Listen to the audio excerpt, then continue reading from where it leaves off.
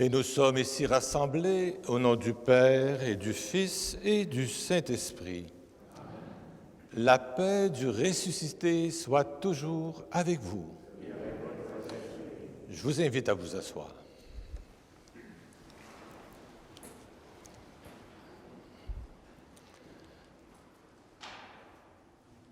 Je vous accueille dans cette chapelle mariale, lieu de la cathédrale, avec beaucoup d'affection en ces moments difficiles du départ de notre ami, de notre frère, de notre évêque émérite, Monseigneur Jean-Guy Couture. Je veux vous saluer chacun et chacune personnellement, vous accueillir vraiment, mais aussi ceux et celles qui suivent et qui participent à cette célébration par la web diffusion. Nous formons ensemble la grande communauté célébrante. Je veux présenter en mon nom personnel et au nom du diocèse de Chicoutimi mes plus sincères condoléances à la famille, à M. Armand tout spécialement, à Luc et à son épouse et à tous les membres de la famille, tous les proches et les amis de Monseigneur Couture. Ici au diocèse, nous l'avions accueilli le 5 juin 1979 comme un cadeau du Seigneur fait à notre Église diocésaine. Sa présence parmi nous, jusqu'à la fin de sa vie, a été aussi une grande délicatesse du Seigneur à notre égard. Merci, Monseigneur Couture. Je souligne ce matin la présence parmi nous de M. le cardinal Gérald Cyprien Lacroix, archevêque de Québec, primat du Canada, archevêque métropolitain parce que le diocèse de Chicoutimi est suffragant de Québec. Je souligne aussi la présence de Monseigneur André Rivet, évêque émérite, et comme je disais à Monseigneur Couture, avec beaucoup de mérite et plein de mérite. Ainsi que la présence de Monseigneur Pierre Meuret, secrétaire général de l'Assemblée des évêques catholiques du Québec et un proche ami de toute la famille Couture. Quelques mots pour remercier Monseigneur Christian Rodambourg, évêque de Saint-Hyacinthe et président de l'Assemblée des évêques catholiques du Québec, pour la lettre de condoléances qu'il nous a fait parvenir, une très belle lettre, vraiment bien sentie. Merci beaucoup aussi à mes frères évêques pour vos messages personnels de condoléances et pour la présence de plusieurs d'entre vous ce matin grâce à la diffusion sur le web.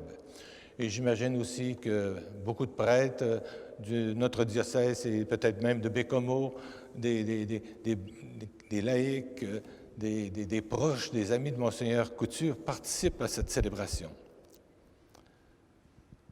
J'invite maintenant M. le cardinal Gérald Cyprien Lacroix à prendre la parole comme archevêque métropolitain de notre province ecclésiastique de Québec, dont nous sommes, je disais, suffragants.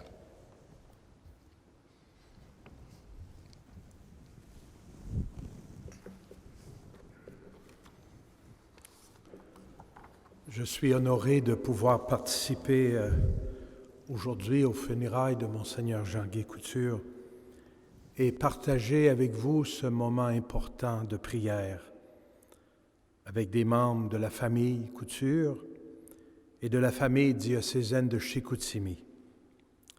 Merci à Monseigneur René pour son aimable invitation et j'en profite pour saluer aussi Monseigneur André Rivet. Ce n'est pas souvent que deux successeurs se retrouvent ensemble pour les funérailles d'un de leurs prédécesseurs.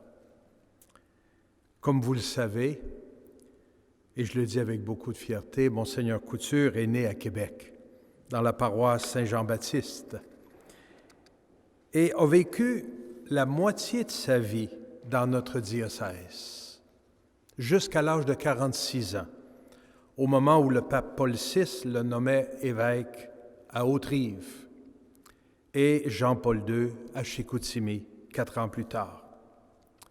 Je vous ferai remarquer que ces deux papes sont maintenant des saints canonisés. Les confrères de Québec qui ont bien connu Monseigneur Couture pendant ses années de ministère sont unanimes pour parler de son accueil chaleureux, sa discrétion absolue, son intégrité et sa loyauté. On se rappelle aussi qu'il savait compter. Il était non seulement un bon professeur de mathématiques au séminaire Saint-Georges-de-Beauce, mais aussi un très bon administrateur. D'ailleurs, il a su mettre en place des initiatives pour veiller à la sécurité et au bien-être de ses confrères prêtres, tant à Québec qu'ici, dans le diocèse de Chicoutimi. La confiance qu'il dégageait et le souci des personnes dans le besoin lui ont permis de jouer un rôle de premier plan lors du grand déluge qui a tant fait souffrir la région du Saguenay-Lac-Saint-Jean. Nous nous souviendrons d'un pasteur solidement enraciné dans la foi chrétienne et attentif aux besoins des frères et sœurs qui l'entouraient. Son rayonnement a largement dépassé les frontières des lieux où il a exercé son ministère épiscopal. Sa participation active à l'Assemblée des évêques catholiques du Québec et de la Conférence des évêques catholiques du Canada a laissé le souvenir d'un homme généreux et engagé. On m'a aussi souligné le fait que Monseigneur Couture était un homme brillant au plan intellectuel. Il était formé et diplômé non seulement en philosophie et en théologie, il détenait aussi un diplôme de la Faculté des sciences de l'Université Laval. Lorsque j'ai été ordonné évêque en 2009, ça faisait déjà 5 ans qu'il avait pris sa retraite comme pasteur de ce diocèse. J'ai moins eu la chance de le côtoyer de près. Je suis venu de Québec ce matin pour rendre grâce à Dieu avec vous pour ce fidèle et généreux serviteur de l'Évangile et du peuple de Dieu. À vous tous et toutes, en mon nom personnel et au nom de l'archidiocèse de Québec, mes sincères condoléances. Que notre foi au Christ mort et ressuscité nous soutienne et nous réconforte. Voilà l'espérance fiable qu'est la nôtre, comme aimait le dire le pape Benoît XVI. Monseigneur Couture a eu le privilège de vivre et servir plusieurs années dans le royaume qu'on appelle le Saguenay-Lac-Saint-Jean. Sur le seuil de ta maison, Seigneur, accueille ton serviteur, Monseigneur Jean-Guy, maintenant au royaume céleste. Ouvre tes bras pour l'accueillir chez toi dans l'éternité.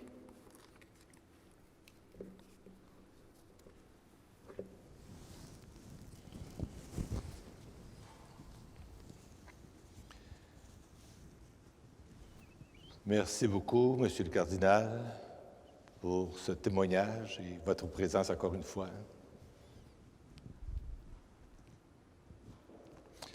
J'invite maintenant Monseigneur Pierre Meuret à nous adresser quelques mots au nom de l'Assemblée des évêques catholiques du Québec.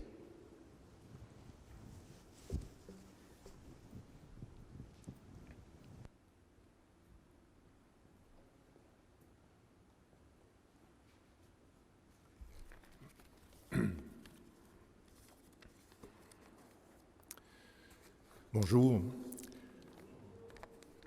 Monseigneur Rodambeau ne pouvant être présent ce matin, il me prie de vous saluer et de vous assurer de sa prière fraternelle, de toute sa sympathie et de son affection.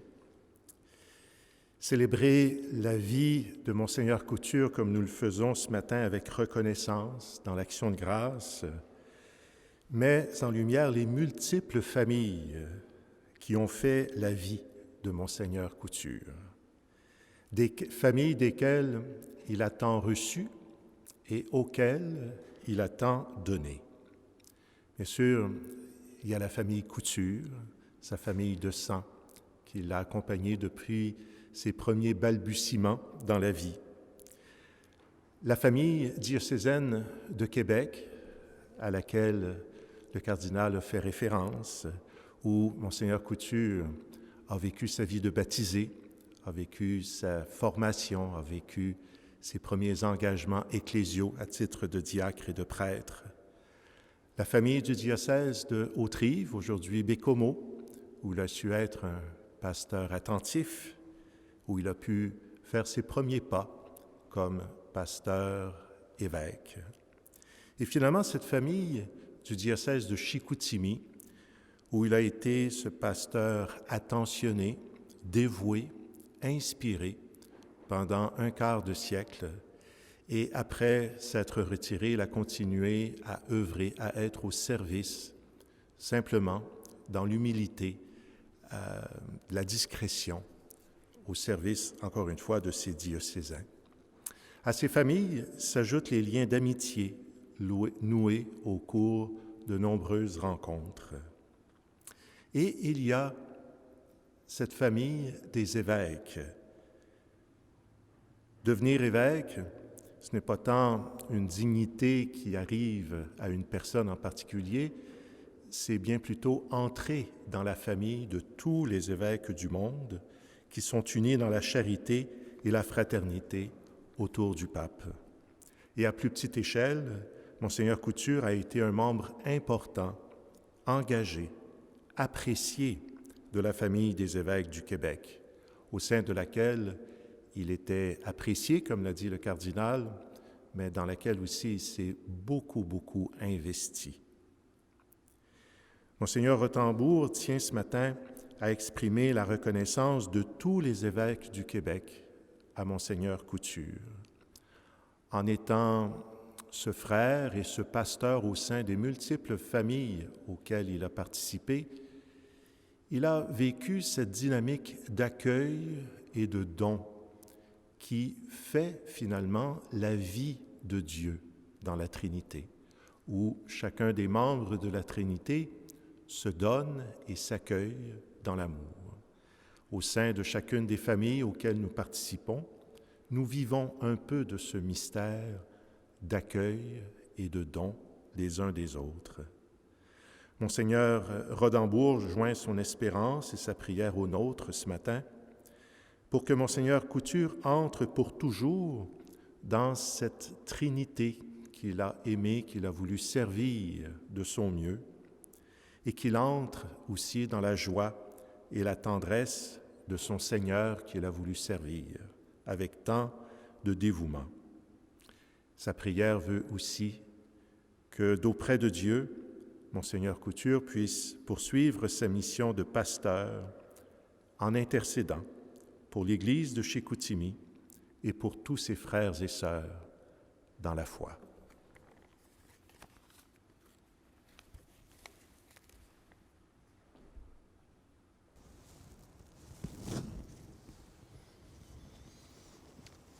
Merci beaucoup, Monseigneur Meury, pour ces paroles bien senties et qui nous redit tout l'engagement de Monseigneur Couture au sein de l'Assemblée des évêques du Québec et son rayonnement dans la province aussi, de différentes manières. Ces mots, ces paroles qui nous parlent de Monseigneur Couture, on pourrait dire qu'elles sont inscrites dans le tout premier livre que Dieu a donné à l'humanité, le livre de la vie. Tout à l'heure, avec la liturgie de la parole, nous ouvrirons le deuxième livre que Dieu nous a gratifié, le livre de la parole de Dieu, qui nous fera encore mieux saisir la densité de la vie et du ministère de Monseigneur Jean-Guy Couture. Mais pour le moment, nous poursuivons avec le livre de la vie. Et j'invite maintenant Luc, son neveu, diacre permanent de l'archidiocèse de Montréal, à nous livrer son témoignage.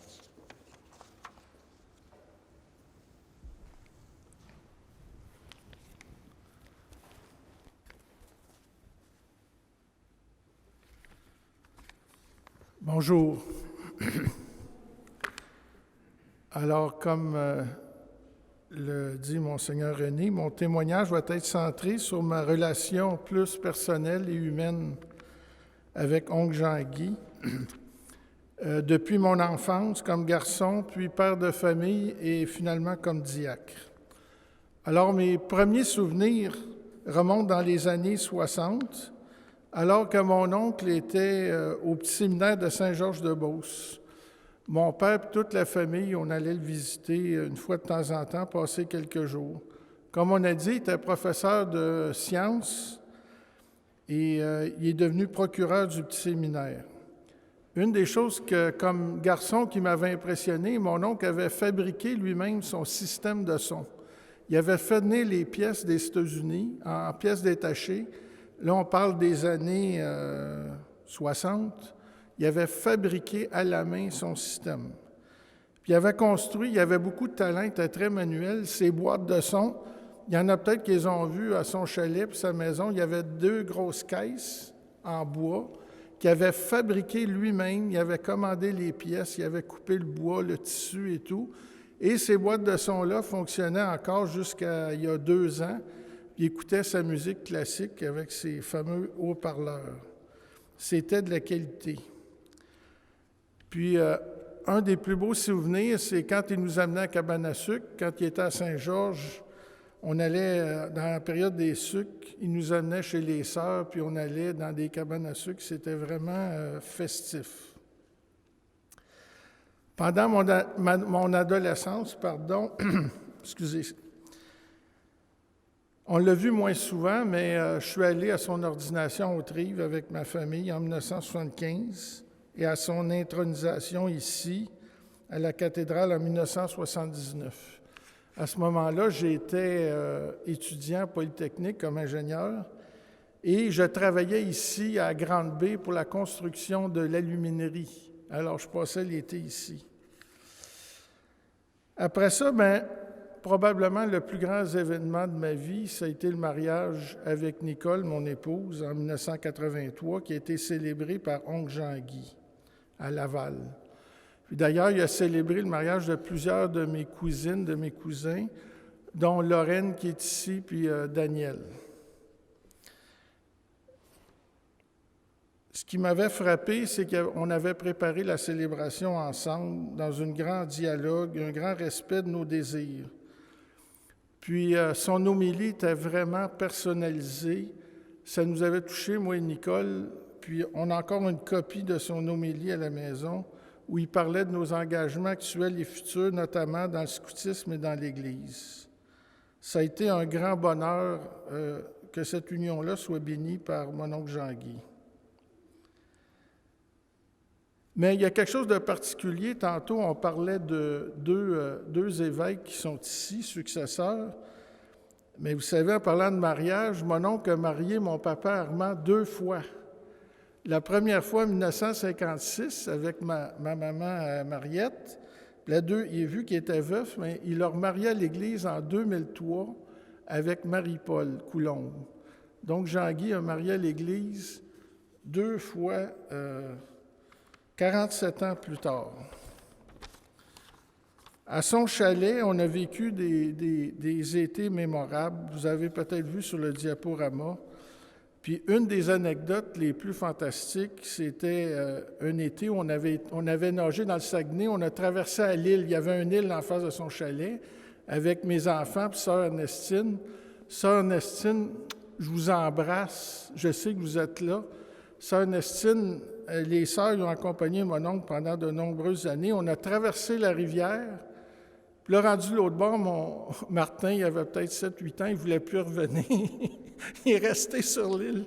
Là, on criait « Mon oncle, venez nous chercher ». Il a pris sa chaloupe, il est venu nous chercher, puis il a fait ça avec humour, comme d'habitude. Puis il n'a pas dit un mot, il ne s'est pas fâché. Il a embarqué Martin, puis il l'a ramené à la rive. Il avait une patience extraordinaire. Puis lors de nos visites, on a fait beaucoup de travaux, on l'a aidé. Des fois, les sœurs disaient « Attendez, Luc va venir. » Là, on sortait la chaîne de ça, on coupait des arbres, on réparait le quai. Mais mon oncle il était très débrouillard, puis ça venait probablement... Il y avait une boutique d'outils bien garnie dans son sous-sol, puis ça vient sûrement de l'héritage familial, parce qu'à Québec, au quartier Saint-Jean-Baptiste, il y avait une entreprise de plomberie-électricité qui était gérée par son père, puis après ça, son frère Maurice. Une des choses il n'y a pas de coïncidence. Les gens de Saint-Jérôme, du diocèse, ils disent des dieux-cidences, mais qu'on soit dans la chapelle mariale, parce que mon oncle avait une grande dévotion pour Marie. Puis il a reçu en cadeau une grande statue de la Vierge qu'il avait mise sur son terrain. Puis les sœurs, ils avaient pris le soin de ranger un beau jardin puis mettre beaucoup de fleurs pour mettre en valeur cette belle statue-là. Lors de nos séjours au chalet, on récitait le bréviaire, puis au début, il y a 20 ou 30 ans, pour moi, c'était un peu indigestible, mais c'était compliqué, difficile, disons honnêtement, à ce moment-là, mais on participait avec joie, puis l'Esprit Saint, à travers ça, il a fait son œuvre. Puis même des fois, une fois, on avait été en Gaspésie voir mon père puis Marie-Paul, puis on récitait le bréviaire dans l'auto. Il était assis en arrière. Moi, je conduisais avec Nicole, puis on disait notre bréviaire en s'en allant. C'était vraiment un homme de prière extraordinaire. Puis il disait sa messe à tous les jours, même au CHSLD. Quand on a déménagé, j'ai dit sa première messe avec lui, c'était vraiment touchant. Puis Jean-Guy était bien intégré au Saguenay, évidemment. Il nous donnait tout le temps, quand on venait le voir, des nouvelles de la politique et de l'économie locale. Il parlait souvent des fêtes religieuses puis des retraites auxquelles il participait, notamment la fête de Sainte-Anne à chaque année, puis même pendant ses vacances, il y allait, puis la grande fête au Cap-Trinité, où il y avait une grande statue de la Vierge. Je suis certain que plusieurs d'entre vous êtes déjà allés. Oncle Jean-Guy, c'est un homme de famille. Comme j'ai dit, il a marié plusieurs d'entre nous, de la famille Couture. Puis il s'informait toujours de ses neveux et de ses nièces. Il a baptisé plusieurs de nos enfants, dont notre fils Martin, puis Élise, la fille de Denise. Ma sœur, elle ne pouvait pas être là parce que malheureusement, elle a été atteinte de la pandémie. Alors, il a participé à toutes les grandes fêtes familiales. On a des photos du 25e de mon oncle Claude, le 30e de papa, maman, notre 25e anniversaire de mariage, où il avait célébré une messe mémorable au club de golf Laval-sur-le-Lac. Mon oncle s'intéressait tellement à la famille qu'il a préparé une généalogie détaillée, puis il n'y avait pas l'Internet quand il a fait ça. Il est allé dans toutes les paroisses du diocèse de Québec chercher dans les registres les informations pour monter la généalogie de la famille. Puis mon oncle, il aimait beaucoup recevoir. On a des beaux souvenirs de repas à l'évêché, à Change-Chalet, puis finalement qui est devenu sa maison de retraite. Les repas étaient toujours soigneusement préparés, copieux et bien accompagnés d'un petit verre de vin avec l'aide de sœur Ernestine qui s'est beaucoup dévouée pour l'aider. Il savait accueillir, on en a parlé tantôt, sa famille et ses amis. Je vais vous parler un peu de mon diaconat. Mon premier appel pour devenir diacre, ça a été à la fin des années 90. Mais avec mon travail professionnel très prenant, mes jeunes enfants, le projet n'était pas réaliste. Nos amis prêtres nous disaient d'attendre. Puis finalement, en 2008-2009, j'ai entrepris ma démarche aux rencontres Venez et Voyez du diocèse de Montréal. J'ai été ordonné diacre en juin 2016 par Monseigneur Lépine, Christian Lépine. Oncle Jean-Guy nous a accompagnés tout au long de ces années dans notre discernement vers le diaconat. Il a répondu à mes questions. Il a su nous dire le pour et le contre de cet engagement sans nous pousser. Il nous a encouragés dans nos démarches. Puis ce matin, j'ai réalisé que dans le fond, on a un autre lien que je ne savais pas, lui aussi est diacre, parce qu'on oublie que même les évêques, les prêtres sont diacres, prêtres et évêques. Donc, il était diacre comme moi. Son ordination de prêtre n'efface pas son ordination de diacre. Puis moi, ce qui était significatif, c'est sa foi profonde, son approche pastorale, sa vision du rôle des femmes puis des laïcs dans l'Église ont été une source d'inspiration inestimable pour Nicole et moi. Son sens du devoir remarquable aussi, son dévouement m'a beaucoup inspiré. Mon oncle, on pouvait poser n'importe quelle question qui nous passait par la tête, il nous répondait toujours avec simplicité et ouverture. Côtoyer un évêque, pouvoir discuter, échanger avec lui, ont été pour Nicole et moi une chance inouïe et une grâce. En terminant, je voudrais vous dire quelques mots sur les dernières années que mon oncle a vécues, dans lesquelles j'ai été plus impliqué. Ça a été une surprise pour moi quand il m'a demandé d'être mandataire. Et je ne savais plus quoi répondre, mais je me suis dit, c'est un service que le Seigneur me demande, je vais dire oui. Puis vous savez, c'était un homme humble, puis aujourd'hui, un autre dieucidance, c'est la fête de Saint-Frère André, l'homme humble par excellence. Et puis, à la fin de sa vie, il a accepté chaque étape sereinement. Il a déménagé de la maison à la résidence pour personnes âgées, après ça, au CHSLD, puis dans chaque étape, il a accepté sa situation sereinement. Puis même son dernier déménagement ultime vers le royaume, comme disait le cardinal éternel, il l'a fait aussi dans l'acceptation et la sérénité. En résumé, moi, ce qui me frappe, c'est qu'il a toujours été en paix, en harmonie, dans tous les aspects de sa vie, avec lui-même, avec Dieu, avec lui-même, avec les autres, avec la création. Oncle Jean-Guy occupe vraiment une place spéciale dans mon cœur.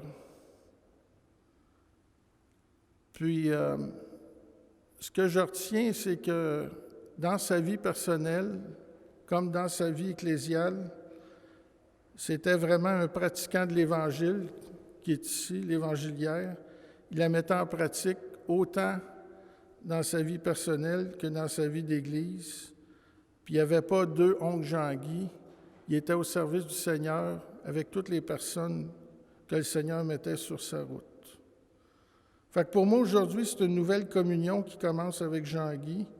Tous les beaux moments, le bien qu'on a vécu avec lui, les liens qu'on a tissés, ça devient un héritage dans mon cœur puis dans nos cœurs.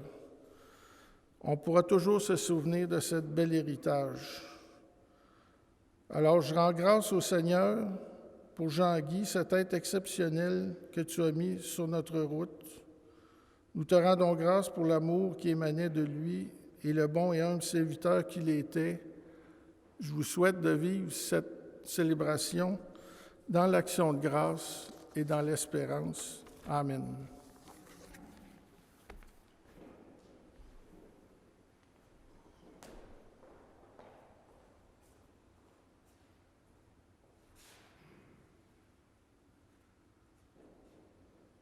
Merci beaucoup, Luc, de nous avoir partagé ces moments de famille, ces moments intenses de proximité avec oncle Jean-Guy. Et peut-être plusieurs d'entre vous auraient le goût de compléter, mais vous comprendrez qu'on ne pourra pas. Mais c'est déjà beaucoup, ça nous fait aussi apprécier toute cette relation familiale, cette vie familiale. Et c'est important aussi pour un évêque d'être bien entouré. Ça aide beaucoup, et vous l'avez bien entouré, vous autres aussi. Vous avez été généreux de différentes manières. Merci encore. Nous allons entrer dans cette célébration, faire un pas de plus en rappelant quelques rites et quelques présences. La croix. La croix a été déposée tout près du cercueil.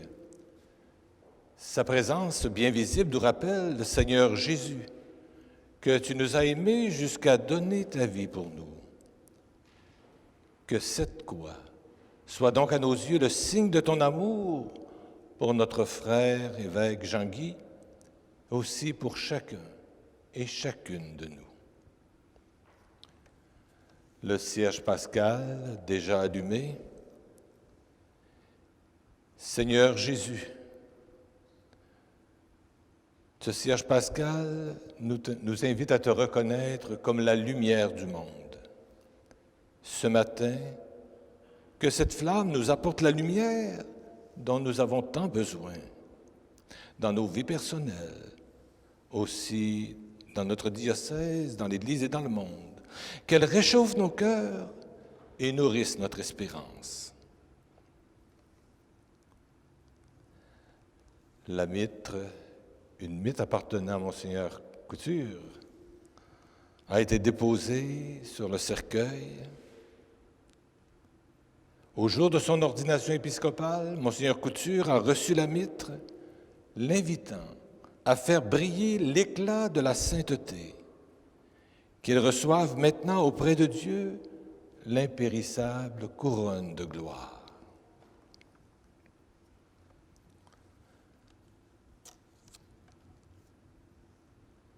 Nous avons déposé l'évangéliaire sur le cercueil. La première mission d'un évêque qui est donnée, confiée à l'évêque lors de son ordination épiscopale, c'est d'annoncer l'Évangile, de faire connaître Jésus-Christ. Monseigneur Couture a rempli cette mission avec ardeur, surtout avec amour, avec patience et toujours avec le souci d'instruire. Qu'il soit comblé de cette parole en présence de Dieu.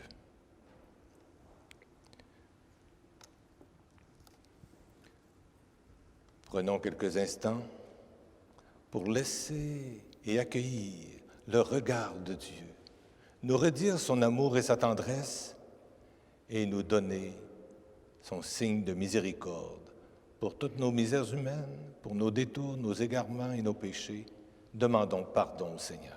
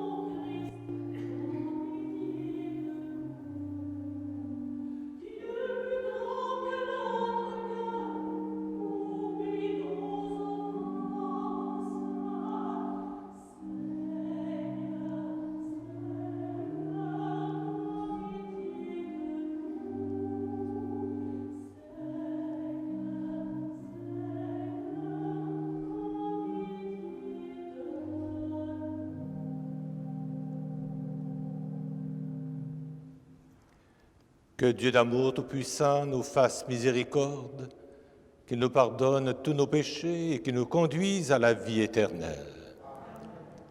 Prions le Seigneur.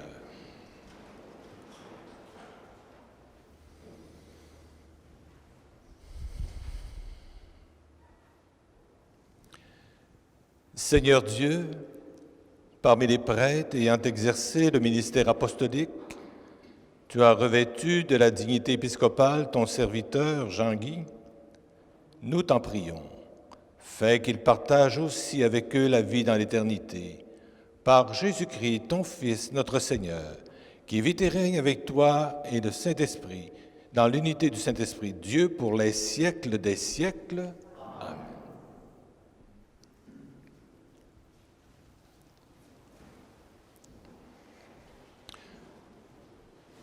Nous allons accueillir la parole de Dieu, une parole de Dieu qui produit des fruits quand elle est reçue avec amour, avec le cœur ouvert. Ouvrons tout grand nos cœurs et j'invite Nicole Crevier, l'épouse de Luc, à proclamer le texte.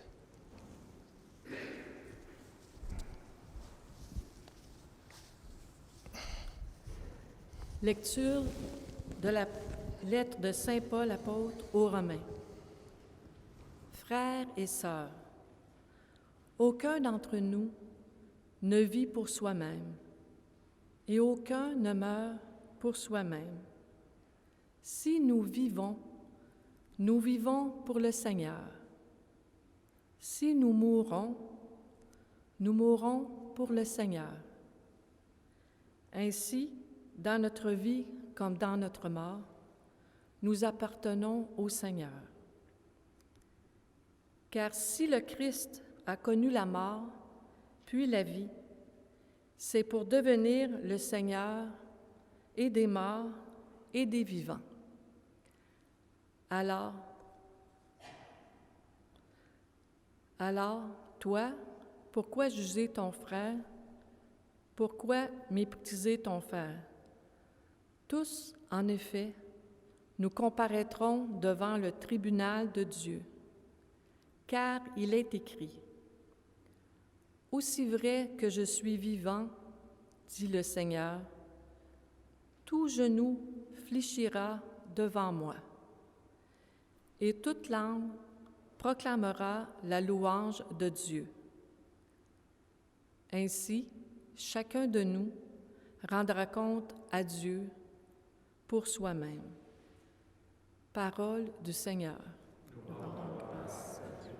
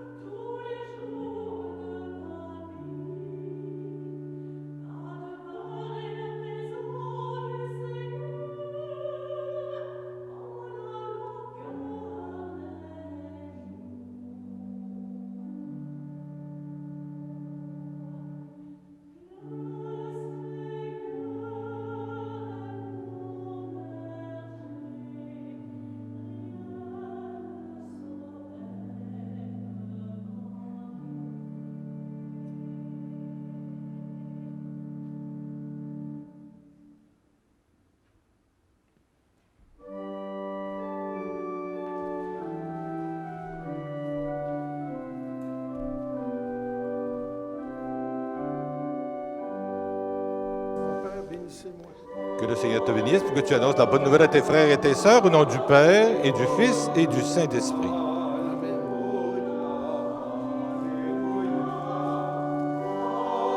Alléluia, Alléluia, Alléluia.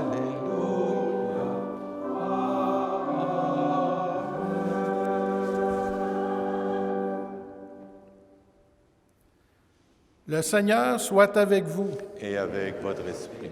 Évangile de Jésus-Christ selon saint Jean. Gloire à toi, Seigneur. En ce temps-là, Jésus déclara, « Moi, je suis le bon pasteur, le vrai berger, qui donne sa vie pour ses brebis. Le berger mercenaire n'est pas le pasteur, les brebis ne sont pas à lui. Il voit venir le loup, il abandonne les brebis et s'enfuit. Le loup s'en empare et les disperse. Ce berger n'est qu'un mercenaire, et les brebis ne comptent pas vraiment pour lui. Moi, je suis le bon pasteur. Je connais mes brebis, et mes brebis me connaissent, comme le Père me connaît, et que je connais le Père. Et je donne ma vie pour mes brebis. J'ai encore d'autres brebis qui ne sont pas dans cet enclos. Celles-là aussi, il faut que je les conduise. Elles écoutent ma voix. Il y aura un seul troupeau et un seul pasteur. Voici pourquoi le Père m'aime, parce que je donne ma vie pour la recevoir de nouveau. Nul ne peut me l'enlever. Je la donne de moi-même. J'ai le pouvoir de la donner, j'ai aussi le pouvoir de la recevoir de nouveau. Voilà le commandement que j'ai reçu de mon Père. Acclamons la parole de Dieu. Louange à toi, Seigneur Jésus.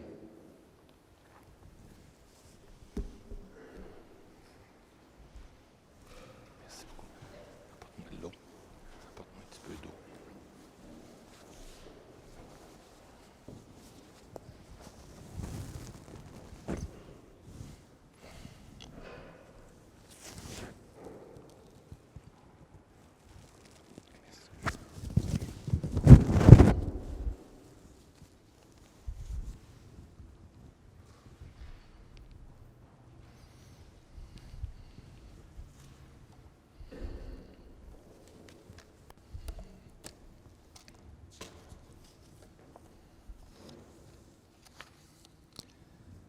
Moi, je suis le bon pasteur, le vrai berger qui donne sa vie pour ses brebis, nous dit Jésus dans l'Évangile que nous venons de proclamer.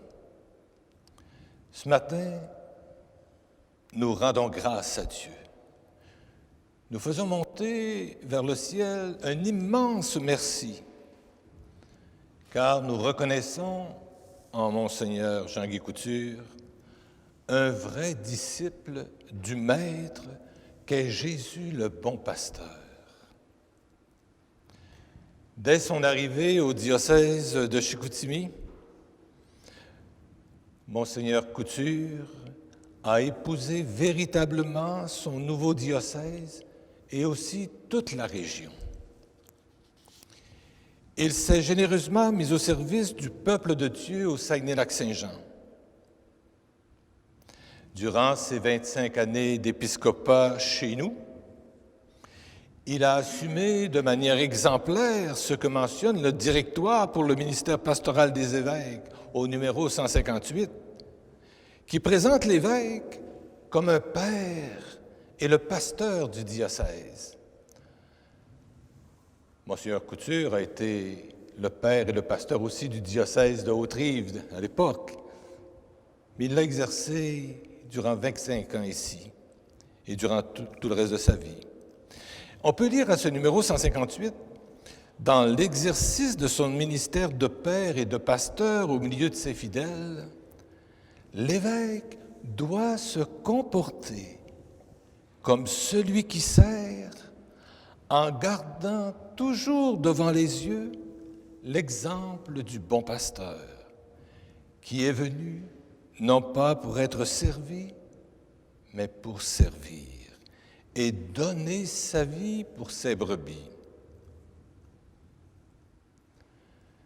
Monseigneur Couture a toujours pris très au sérieux les paroles de Jésus.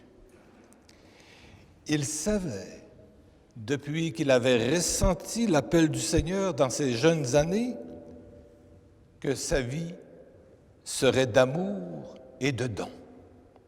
Et cela à l'exemple de Jésus, à l'exemple de Marie, qu'il affectionnait beaucoup. Comme évêque, et jusqu'à la fin de ses jours parmi nous, sa devise épiscopale, charité, joie, paix, a été pour lui un programme de vie lui permettant de progresser sur le chemin de l'amour, le chemin du don, le chemin du service généreux. Comme l'écrivait Monseigneur Redembourg dans sa lettre de condoléances, tout au long de son ministère, il a su être fidèle à sa devise épiscopale et être un témoin de la charité, de la joie et de la paix. Il n'y a pas de doute, Monseigneur Couture s'est donné entièrement à son ministère épiscopal. Il avait un grand amour pour l'Église. Il aimait profondément son Église au diocèse de Chicoutimi. Et il savait que, comme évêque, il avait aussi la responsabilité de l'Église universelle avec les autres évêques du monde. Et il s'en préoccupait. Je l'ai accueilli au Chili avec d'autres missionnaires du diocèse et on allait rencontrer les évêques de chacun des prêtres des missions étrangères qui travaillaient avec leur évêque. Et c'est important pour Monseigneur Couture. C'était le sens de la mission universelle. Chaque évêque porte la mission universelle. Ses multiples talents et ses nombreux dons, comme ils nous ont été mentionnés, il a su les mettre au service de l'Assemblée des évêques catholiques du Québec et de la Conférence des évêques catholiques du Canada. Ici, dans son diocèse, Monseigneur Couture aimait beaucoup aller à la rencontre des gens. Il a parcouru toutes les paroisses, les communautés religieuses, les différents milieux. Il a eu le bonheur de parcourir plusieurs fois le diocèse. Vous savez, la pandémie de COVID-19 était inconnue à cette époque et c'était heureux pour un évêque que ce soit inconnu. Il souhaitait ardemment que l'Église soit vraiment celle de tous les baptisés, pas seulement une Église du clergé.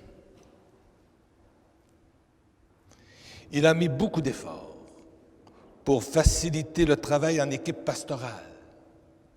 Prêtres, mettre ensemble les prêtres, les diacres permanents, les agents de pastoral, bénévoles. Monseigneur Couture a su mettre en valeur l'engagement des laïcs en confiant d'importantes responsabilités à des femmes et à des hommes pour le service pastoral dans les paroisses, dans ce qu'on appelait autrefois les zones pastorales, les mouvements apostoliques. C'est d'ailleurs lui qui a créé le Conseil des agents pastoraux permanents, qui est toujours là, le CAP pour nous, pour une plus grande cohésion des différents ministères et pour un service pastoral plus adapté aux défis qui se présentaient à l'Église dans une période de profonds changements, et changements profonds également dans la société. Monseigneur Couture, ça a été dit de différentes manières, avait à cœur sa région, avait à cœur les problèmes de chez nous, avait à cœur les nombreux défis au Saguenay-Lac-Saint-Jean. Il avait à cœur le développement. Il était aussi un visionnaire capable d'ouvrir des chantiers pastoraux nouveaux afin de soulager la vie des plus pauvres. Quelques mois après son arrivée au diocèse, 2-3 mois, une lettre pastorale déjà qui annonçait le programme d'aide aux réfugiés du Sud-Est asiatique. En 1981, il était l'initiateur à l'origine de la première campagne de Centraide. En 1989, une priorité pastorale qui a marqué la vie au diocèse de Chicoutimi et qui dure encore et qui une mission, une Église en mission avec les plus démunis. Il a favorisé l'engagement social des baptisés, aussi l'engagement social des communautés chrétiennes auprès des plus pauvres.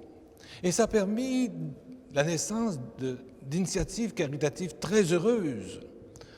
Les soupes populaires, on en a à différents endroits dans le diocèse, la maison d'accueil des sans-abri et d'autres œuvres très importantes.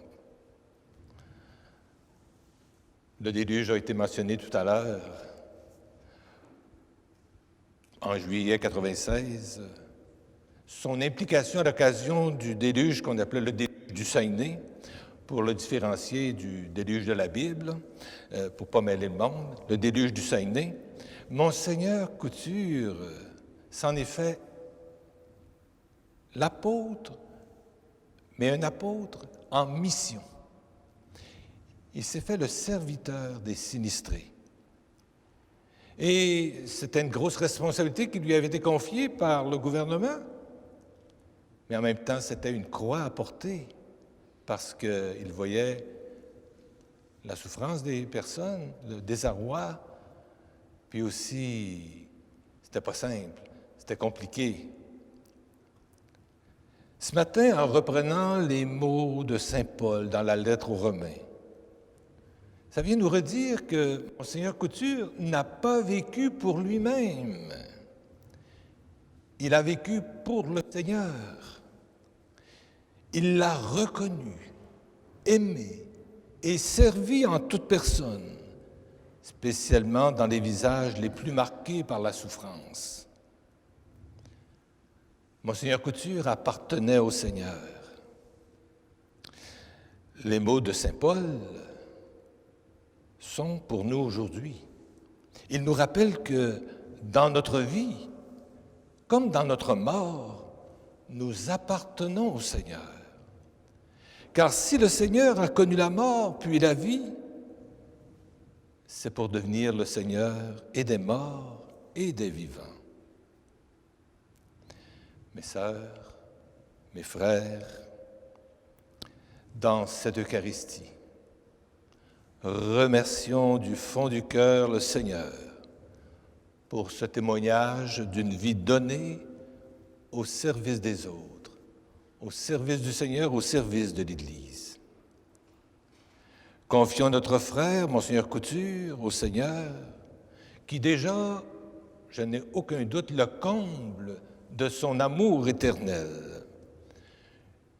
Ces dernières années, j'ai eu l'occasion de le visiter assez souvent, dans différents lieux, et assez souvent, je le retrouvais aussi en prière, où c'était avant qu'il célèbre l'Eucharistie, ou c'était pendant l'Eucharistie, ou c'était après l'Eucharistie, ou c'était le chapelet.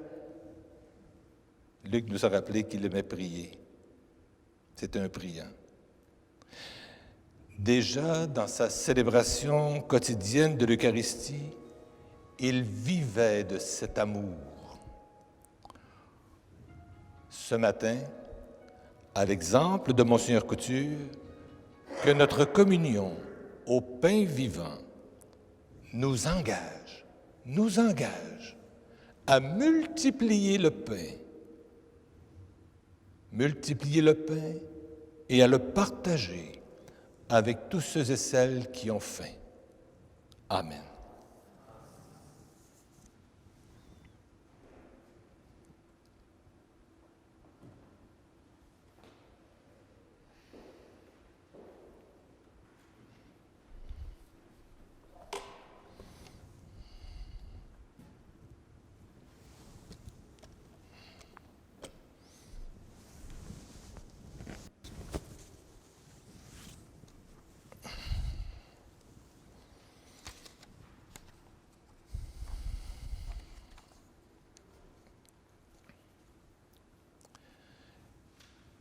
Madame Suzanne Barry va présenter en notre nom, Seigneur, les intentions de prière. Je vous invite à vous lever.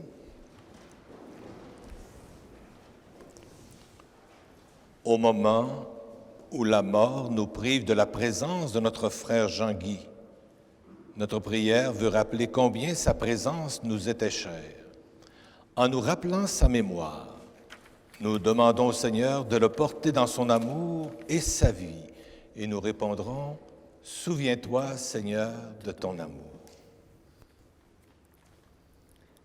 Pour son ministère chaque jour et pour le dévouement de l'amour qu'il y mettait, béni sois-tu, Seigneur. Pour l'amour qu'il nous a donné et pour sa manière unique d'être présent.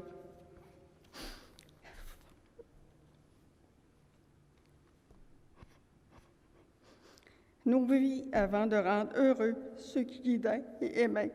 Béni sois-tu, Seigneur.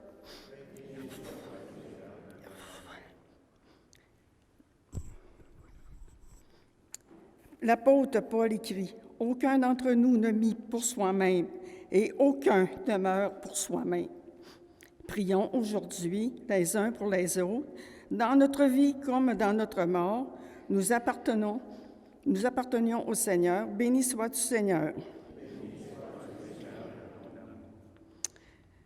Pour chacun et chacune de nous, qui partageons le poids de son départ aujourd'hui, et pour les liens qui nous rassemblent autour du dernier signe de sa présence. Béni sois-tu, Seigneur. Béni sois-tu, Seigneur. Seigneur notre Dieu, toi qui es passé parmi nous en faisant le bien par Jésus ton Fils, accueille aujourd'hui Jean-Guy notre frère, ton serviteur, qui nous a servis par amour, comme toi, et reçois-le dans ta maison, nous te le demandons, par Jésus le Christ, notre Seigneur.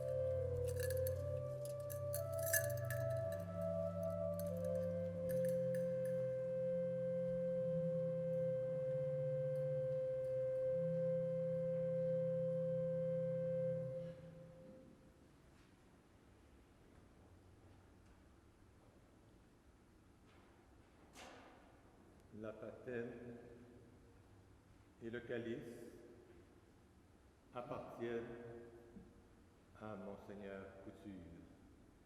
Il en a confié la garde à Luc, qui protège vraiment très bien. Donc ce matin, nous célébrons l'Eucharistie.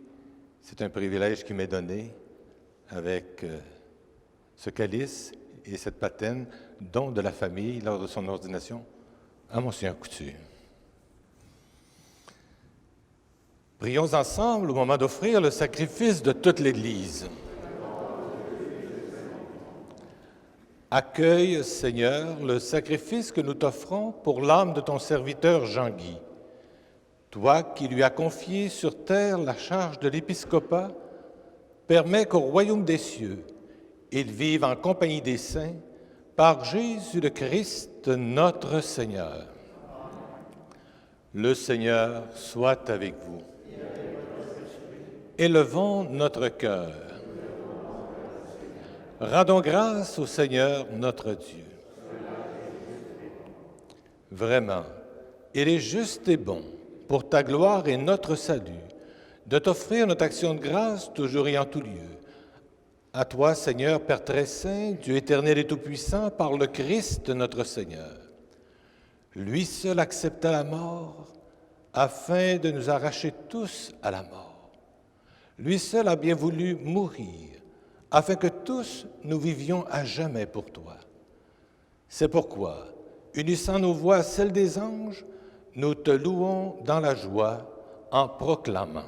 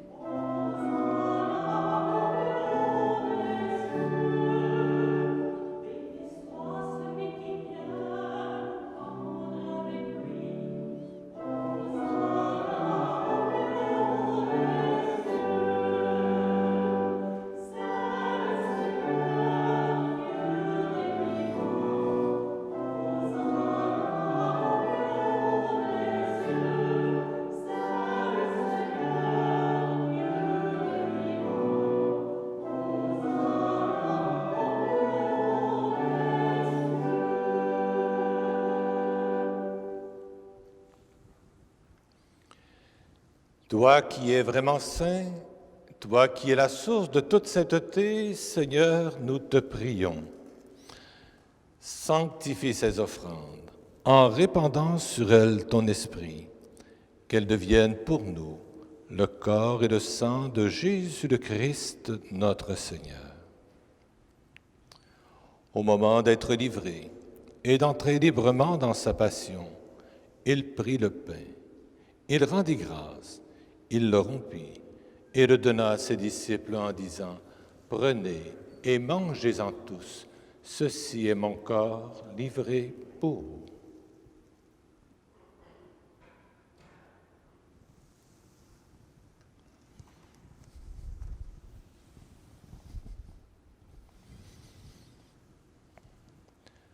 De même, après le repas, il prit la coupe. De nouveau, il rendit grâce et la donna à ses disciples en disant « Prenez et buvez-en tous, car ceci est la coupe de mon sang, le sang de l'alliance nouvelle et éternelle, qui sera versé pour vous et pour la multitude en rémission des péchés. Vous ferez cela en mémoire. »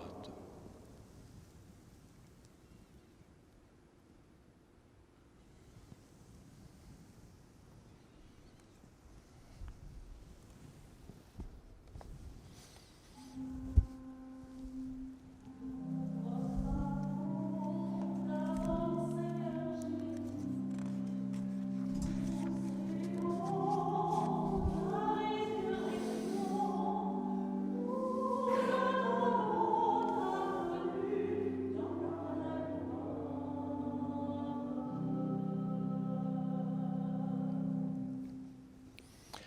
En faisant ainsi mémoire de la mort et de la résurrection de ton Fils, nous t'offrons, Seigneur, le pain de la vie et la coupe du salut.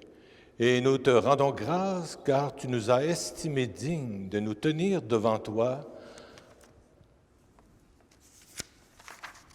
pour te servir. Humblement, nous te demandons qu'en ayant part au corps et au sang du Christ, nous soyons rassemblés par l'Esprit Saint en un seul corps. Souviens-toi, Seigneur, de ton Église répandue à travers le monde. Fais-la grandir dans ta charité en union avec notre pape François, avec moi-même, ton serviteur, et tous mes frères évêques, les prêtres, les diacres, le peuple de Dieu. Souviens-toi de notre frère Jean-Guy, ton serviteur, qui a quitté ce monde et que tu appelles auprès de toi. Puisqu'il a été uni à la mort de ton Fils, accorde-lui de participer à sa résurrection. Souviens-toi aussi de nos sœurs et de nos frères qui se sont endormis dans l'espérance de la résurrection. Souviens-toi, dans ta miséricorde, de tous les défunts. Accueille-les dans la lumière de ton visage. Sur nous tous, enfin, nous implorons ta bonté. Permets qu'avec la Vierge Marie, la bienheureuse Mère de Dieu, avec Saint Joseph, son époux, les apôtres, Saint François-Xavier et tous les saints et saintes qui ont fait ta joie au long des âges, nous ayons part à la vie éternelle et que nous chantions ta louange et ta gloire par ton Fils Jésus le Christ. Par lui, avec lui et en lui, à toi, Dieu le Père Tout-Puissant, dans l'unité du Saint-Esprit, tout honneur et toute gloire pour les siècles des siècles.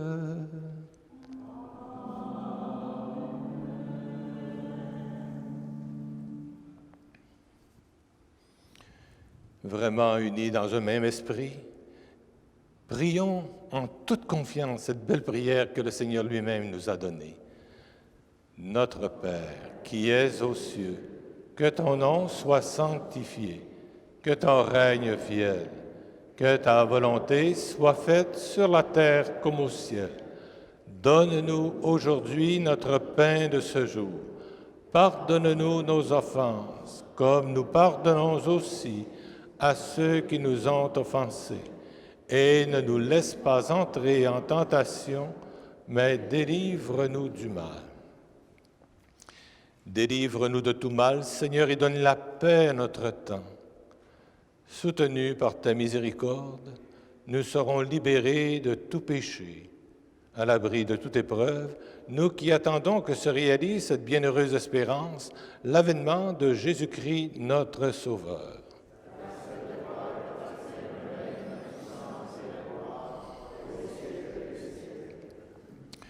Seigneur Jésus-Christ, tu as dit à tes apôtres, « Je vous laisse la paix, je vous donne ma paix.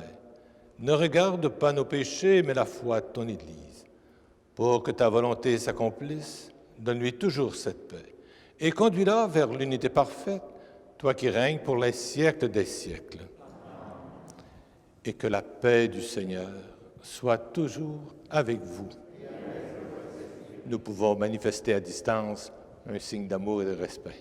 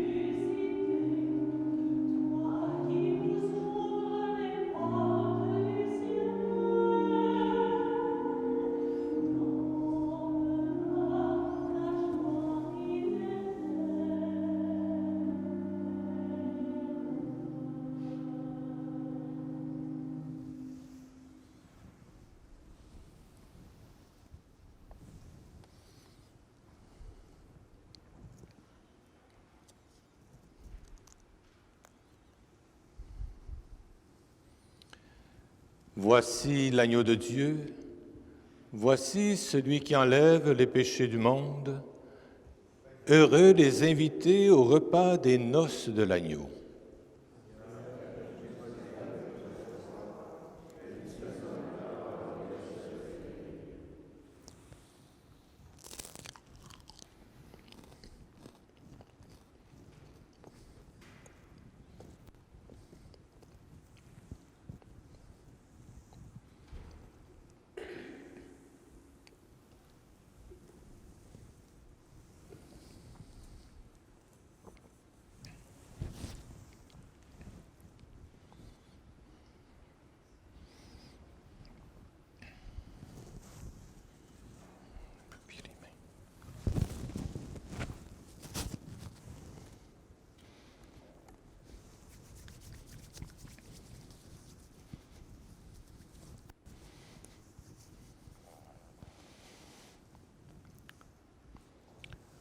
Le corps du Christ.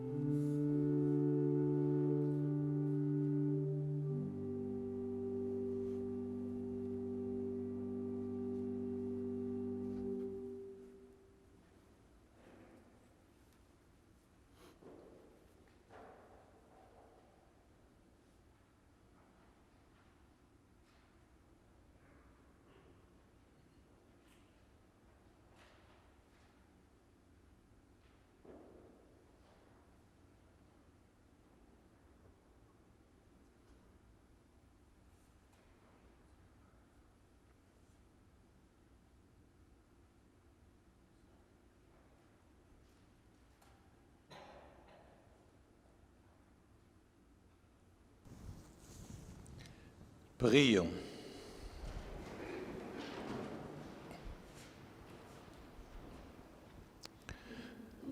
Dieu de puissance et de miséricorde, nous te prions pour ton serviteur, notre frère Jean-Guy.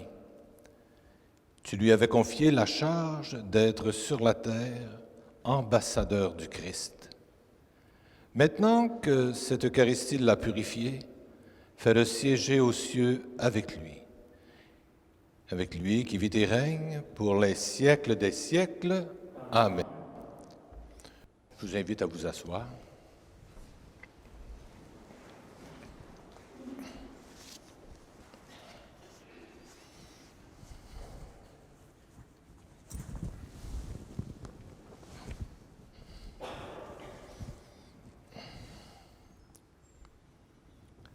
Jean-Guy, notre frère, s'est endormi dans la paix du Christ. Confions-le à l'amour de Dieu notre Père, dans la foi et l'espérance de la vie éternelle. Accompagnons-le de notre prière. Il est devenu enfant de Dieu par le baptême, prêtre et évêque par l'appel de Dieu et de l'Église. Qu'il soit invité maintenant à la table du Père dans les cieux, qu'il reçoive en héritage avec les saints et les saintes l'éternité promise. Prenons un moment pour nous recueillir, peut-être nous rappeler des moments de proximité, d'intensité vécus avec Monseigneur Couture, mais surtout pour remercier le Seigneur pour cette vie donnée et toutes ses réalisations. Par la suite, je procéderai en signe de respect pour Monseigneur Couture à faire monter l'encens vers Dieu avec notre prière. Par la suite, Monseigneur André Rivet bénira le corps de notre frère évêque Jean-Guy en signe de notre foi, car nous espérons et nous croyons que tous nous ressusciterons.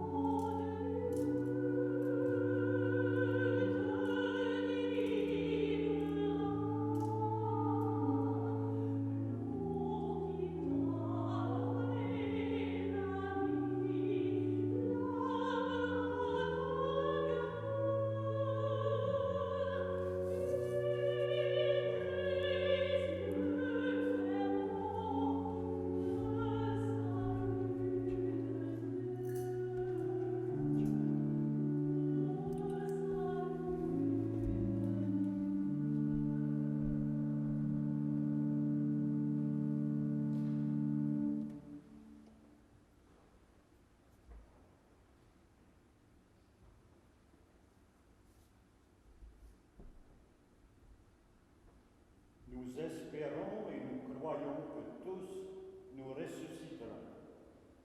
En signe de cette foi, je bénis ce corps.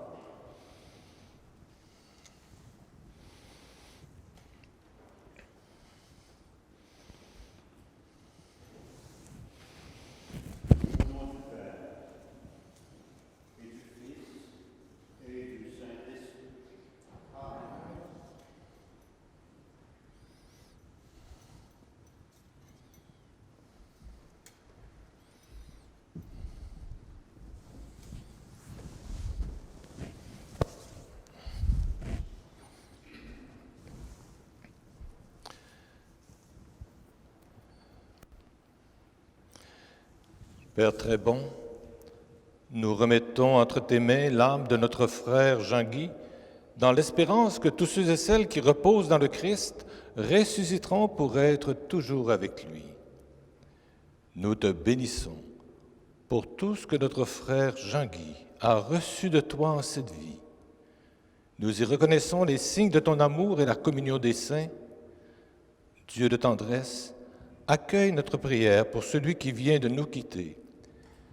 Et nous qui restons ici-bas, donne-nous de trouver courage et réconfort dans nos paroles d'amitié et de foi jusqu'au jour où tu nous réuniras avec notre frère auprès de toi par Jésus-Christ, ton Fils, notre Seigneur.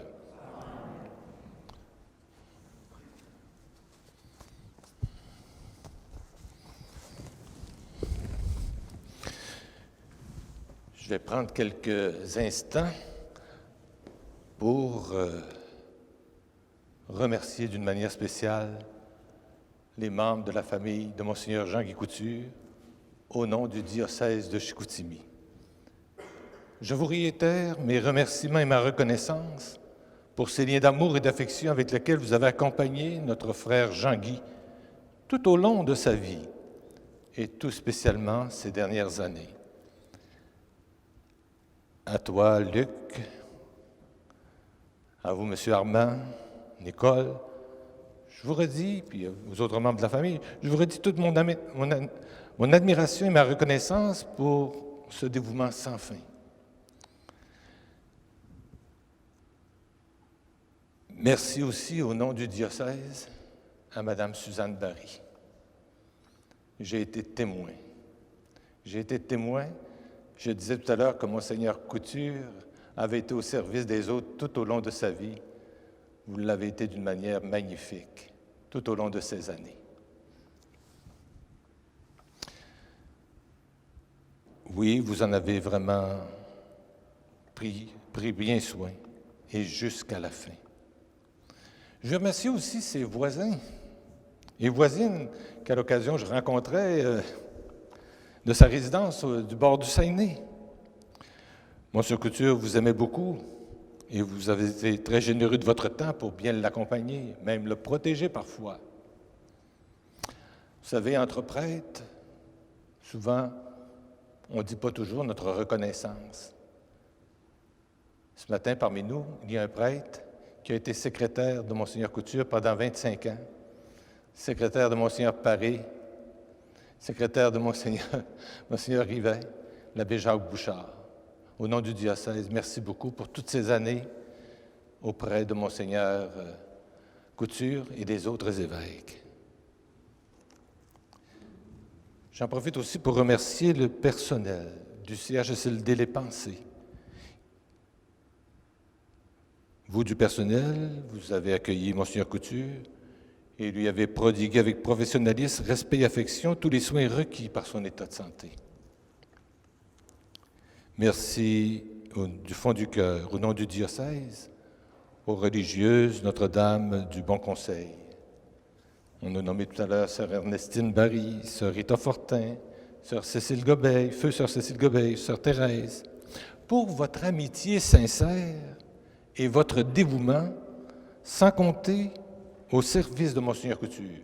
Vous étiez aussi sa famille, tant à l'évêché qu'à sa résidence personnelle. Je suis certain, et ici j'inclus aussi Suzanne, je suis certain que votre amitié est éternelle. Enfin, remerciements à chacune de vous, à l'abbé Honoré, prêtre modérateur, et à tous ceux et celles qui ont participé à cette célébration. Madame Gervaise, Madame Céline à l'orgue, merci. Tous les bénévoles, tous ceux qui ont rendu possible cette célébration. Merci. C'était une célébration pour remettre au Seigneur notre frère Jean-Guy dans la foi et dans une grande reconnaissance. En fin de célébration, je vous rappelle, à vous ainsi qu'à tous ceux et celles qui participent à distance, qu'une messe commémorative sera célébrée plus tard, en présence de la famille, quand les conditions sanitaires le permettront. Lors des funérailles d'un évêque ou d'un prêtre, ici au diocèse de Chicoutimi, on a cette belle tradition de chanter le Salve Regina. Habituellement, on entoure le cercueil. Aujourd'hui, on va garder nos distances. Mais nous allons quand même chanter le Salve Regina. J'inviterai des prêtres à se lever. Et nous allons le faire en conservant le couvre-visage et la distanciation, en priant la Vierge et Monseigneur Couture, que Monseigneur Couture aimait tant.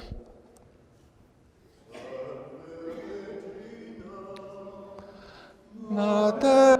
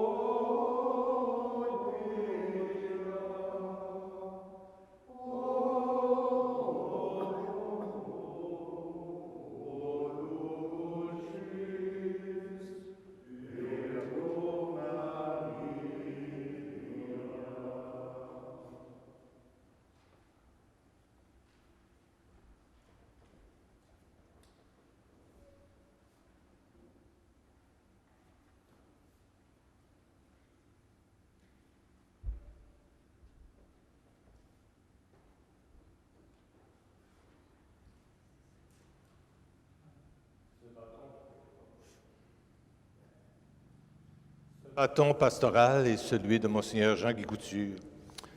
Je lui ai emprunté ce matin. Pour la bénédiction finale, le Seigneur soit avec vous.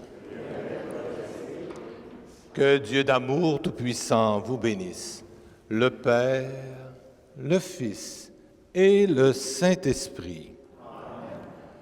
Pour nous aider à demeurer dans la paix et dans l'espérance, j'invite son neveu Luc à procéder au geste d'envoi.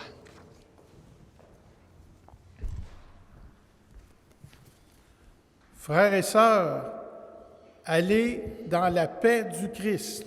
Nous rendons grâce à Dieu. Merci à chacune de vous.